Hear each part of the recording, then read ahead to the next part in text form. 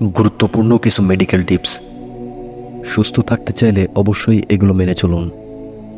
সকালে ঘুম থেকে উঠে 1 গ্লাস পানি পান করুন। এতে আপনার গ্যাস্ট্রিক বা অ্যাসিডিটি হবে না। অল্প একটু সুস্থ হলেই ঔষধ খাবেন না, কারণ ঔষধের একটা পার্শ্ব প্রতিক্রিয়া থাকে যা আপনার শরীরে ক্ষতি সাধন করে। সকালে সরাসরি চা বা কফি খাবেন না, আগে হালকা নাস্তা করে নিন। প্রচণ্ড রোদ থেকে এসে সাথে সাথে ঠান্ডা পানি পান করবেন না এবং সাথে সাথে গোসলও করবেন না। আগে কিছুক্ষণ অপেক্ষা করুন, কারণ প্রচণ্ড রোদে থাকা অবস্থায় আপনার শরীরের তাপমাত্রা ছিল একরকম, আর এখন সাথে সাথে ঠান্ডা পানি পান করলে বা গোসল করলে ঠান্ডা তাপমাত্রার সাথে পূর্বের তাপমাত্রার একটা ভাইব্রেশন হতে পারে। কিছুক্ষণ অপেক্ষা করুন যেন শরীরের তাপমাত্রা একটু স্বাভাবিক হয়ে আসে।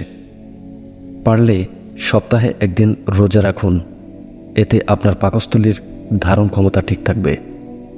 আপনার শরীরে অর্ধেক রোদ এবং অর্ধেক ছায়া রাখবেন না, কারণ এতে শরীরের একই সাথে 2 ধরনের তাপমাত্রা সৃষ্টি হয়, যা আপনার স্বাস্থ্যের জন্য ক্ষতিকারক।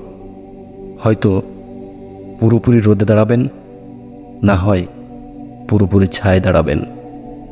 মাঝে মাঝে রক্তদান করুন, এতে আপনার রক্তের উৎপাদন ক্ষমতা বাড়বে।